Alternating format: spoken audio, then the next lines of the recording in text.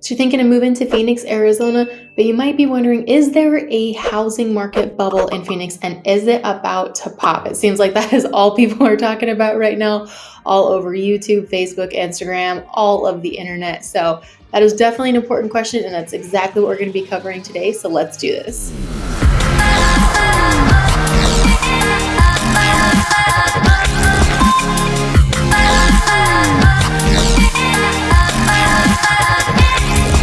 If you're thinking of making a move to Phoenix and you want to know everything there is to know about moving to and living in Phoenix and all the surrounding areas, then go ahead and subscribe and click that bell for notifications so that you can be the first to learn about what is happening in the Phoenix market. So obviously, is the bubble going to burst? Everybody seems to be talking about that right now. There's a lot of fear, a lot of uncertainty every time I'm looking on the internet. So we did a video actually just about a week ago about, is the market going to crash? So if you want a little bit more information about what is happening in the market right now, what is going on and what that looks like, feel free to watch that video as well. But today we're going to be talking about, is there a bubble? Is it blowing up? Is it going to burst? What is happening here in Phoenix? And is it going to be a repeat of what happened all those years ago in 2008 and 2009? So what is happening? Is there a bubble? Is it going to burst? Well, this market looks very different from the market in 2008 and 2009. We are starting to see the market shift right now. We're getting into summer of 2022 and the market is definitely shifting. So if the market does shift, if the market does,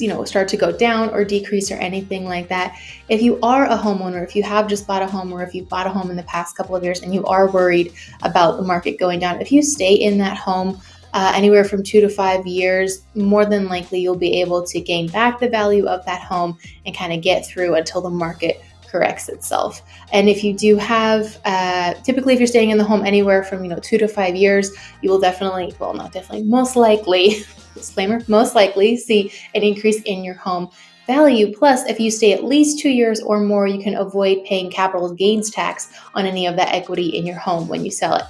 Capital gains tax it caps at $250,000 if you're single, $500,000 of the equity if you are married. So if you want to avoid paying that capital gains tax on any of the value of your home, that has increased since you bought it. Wait at least 2 years before you sell. But as we're kind of looking at this market and seeing how it's different from the 2008 and 2009, when that home market crashed and that kind of bubble burst happened, it is very different right now. So in addition to rates being different, lending practices are very different. Lenders have become much more strict and regimented with how they qualify people and how you actually get a home loan. Back in 2008 and 2009, there was a loan called, what was it called? The Ninja loan.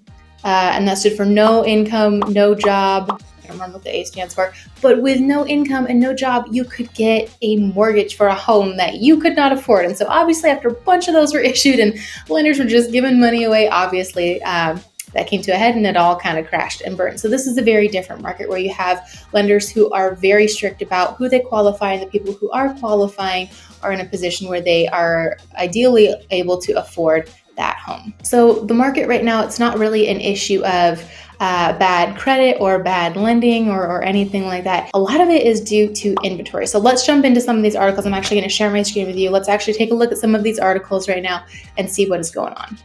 So this first one, going over kind of the housing market. When we're talking about affordability and stuff like that, home values are going to continue to increase. So in the past year here in Phoenix, we've actually seen a 29.5% home value increase in the last year. That we are leading the pack in terms of the entire nation. Phoenix home values have gone up exponentially, which is really cool if you are a homeowner here, or cool if you're thinking about buying a home because your home value is going to continue to go up. Now, like I said, the market is shifting a little bit. Right now, we're not seeing home values kind of skyrocket at that rate, but home values are still going up. So you have that, and then also rents are increasing. The rental market in Phoenix is almost as hot as the buying market. Just like there is low inventory right now, there's not enough homes to go around. There is not enough supply to meet demand right now in the Phoenix area. And so Homes are getting multiple offers when it comes to buying, but rentals are getting multiple offers too. You're going to see homes that are for rent. Multiple people are applying. Not only that, they're offering over the asking rent. It's a little nuts right now. The rental market is very, very hot here in Phoenix. You have so many people looking to rent. So if you are an investor, landlord, or something like that, Phoenix has a lot of great opportunities because the rental market is very strong and very competitive. Rents actually jumped 25% in a year. So rental prices are going up almost at the same rate as home prices here. So it's going to continue to increase over the next 12 months. Interest rates, obviously, interest rates are going to keep going up. The Fed is trying to combat inflation, so it's looking like rates will continue to rise. We're not sure how much they're going to keep going up or for how long. But right now, like I said, we are around 6%. And so rental properties are going to be very, very popular moving forward. Not everyone has, the down payment to buy a house right now. Or like I said, with rents going up, that really decreases your buying power. And so if rates have gotten to a point where you really can't afford the types of homes that you want, some people are just getting out of the buying market altogether and deciding just to go ahead and rent. So rental properties are very, very popular in Phoenix, and that is not looking like it's going to change anytime soon. If we're going over here, just kind of looking at, this is just showing Tucson and Phoenix, the amount of the median home price, how much it has gone up just since 2015. It was really started to take off. But I wanted to show you this, shows the house price index and the growth that home values have had since 2020. The dark blue line on the bottom is the United States as a whole. The red line is Arizona. So when I said we are leading the pack in home value, look at this. We are like 10% higher. So the United States as a whole saw 17.86%, Arizona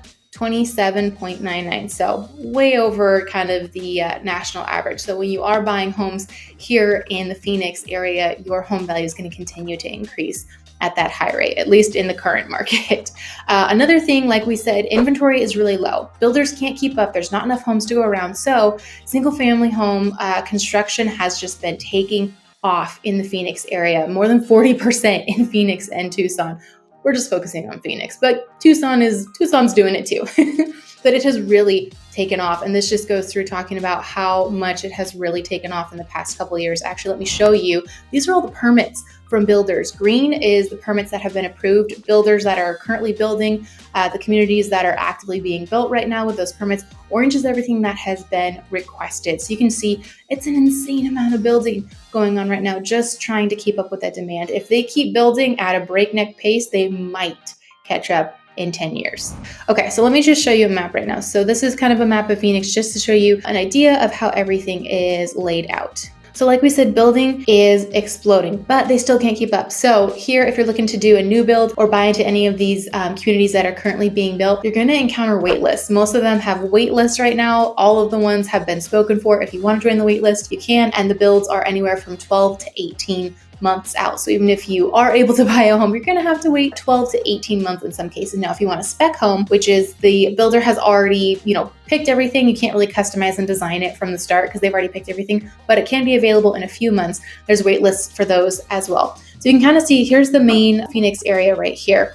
But then something that you'll notice is we're not waterlocked. We have no beach, which is a bummer. I would love to have a beach here, but the pro of that is we can just continue to build out in all of these areas. Like they can just keep building all the way out here. We do have some mountains. They will probably not build right over here, but they can continue to build way out here, and way out here, all the way outside in Tonopah, in Wickenburg, Morristown, even past Buckeye, Tolleson, and all those areas. We're going all the way into Santan Valley, Florence, Coolidge, which back in the day was like way out of town. It used to be in the middle of nowhere. Very few people lived here, but now these communities are starting to just boom and explode. So here's the thing about buying kind of further out here. If you are going to buy in some of these communities that are farther out in these areas, the home values are going to start to really explode in those areas because these are going to be the new centers. These are going to be the new hubs for those areas. People don't mind buying farther outside of the city. People can work from home now.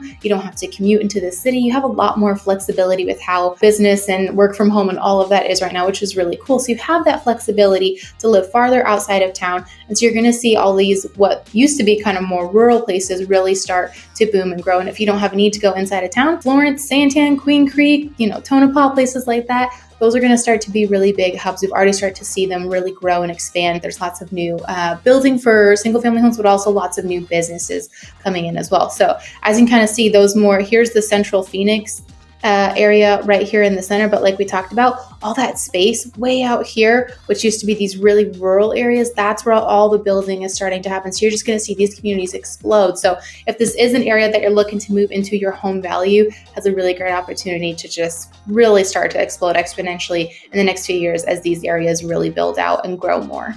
So we are definitely starting to see a market shift, but like we said, a lot of it is due to inventory. Here, let me pull this up. That made it hard to read. So the supply inventory is down 75%. So yeah, we need a lot more homes. So it is definitely part of an inventory crisis for sure. So that is kind of part of why the market is kind of in the state that it is right now. Now I want to show you a few of these stats. We'll kind of wrap up with going through some of these. These are actually from the ARMLS, which stands for Arizona Regional MLS. So the MLS, the multiple listing service, that big database where homes that are being sold are inputted.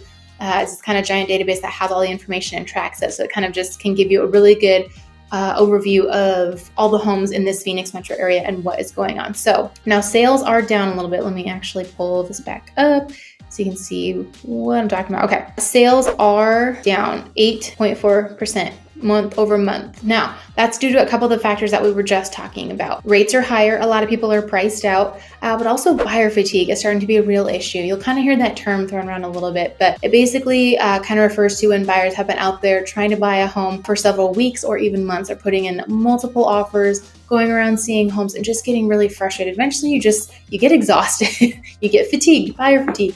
And some of them will just decide to wait and just get out of the market altogether right now. And so kind of all of those factors right now, but also people are not wanting to sell their homes. There's not a lot of inventory on the market. So since there's not a lot to buy, people can't buy a lot. So all those factors put together have inventory down a little bit right now. And then if we keep going, so new inventory is starting to creep up a little bit. In the past couple weeks, we have started to see some new inventory, about 3.7%.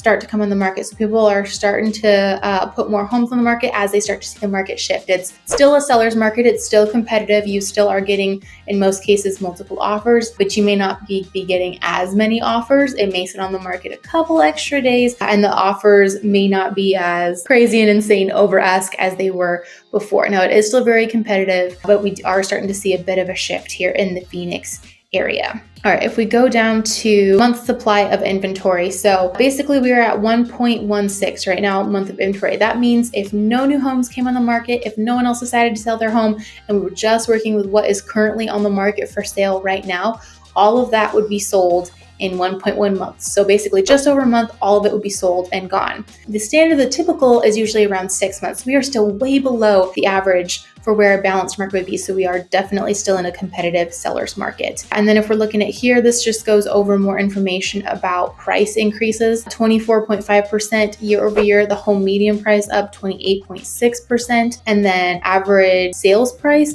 is up 19.9% year over year. And you're getting that from all those offers that are offering way over asking price in such a competitive market right now. They are predicting continued increases in all the prices for average and medium home sales going up, continuing the rest of this year. And there was one more, here we go, average days on market. So even with this, even with the market shifting, average days on market is only 29 days, which is great. I mean, usually it's going to be closer to the hundreds in that normal kind of balanced market that we have seen in the past. It gets close to 100, sometimes even more, but average days on market is still just 29 days. So it is still very competitive. Things are still moving very, very quickly right now in the market, but we are slowly starting to see a bit of a shift. So is the bubble blowing up right now? It could be. And is it going to burst anytime soon?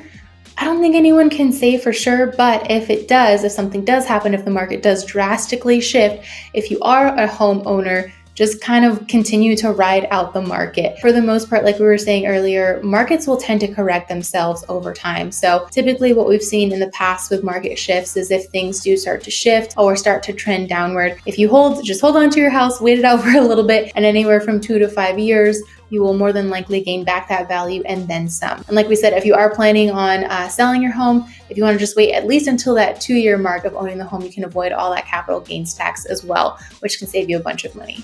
So now I'm curious what you think. I'd love to know, do you think we are in a bubble? Do you think it's blowing up? Do you think it's going to burst? What do you think is going to happen in the market in the next few months? This video is just to kind of help you guys understand what is going on in the Phoenix market. I am not trying to scare you. I'm not trying to convince you one way or the other whether you should buy, whether you should sell, whether you should wait. I just want to provide all the information that I can so you can kind of know what is going on in the Phoenix market and make a decision about whether or not buying or selling or making a move in real estate right now is the right move for you. So hopefully this answered some of your questions to help you understand what is going on in the market. But if it didn't, if you've got more questions, reach out. Let me know in the comments, or reach out, give us a call, shoot us a text, send us an email. We are here and happy to help. We would love to answer your questions, love to connect with you. I'd love to hear kind of what you think about what is happening in the market right now and any additional questions that you might have. So like I said, reach out whether you're moving in 9 days or 9 months. We are here and happy to help. And until the next video, we hope to see you soon.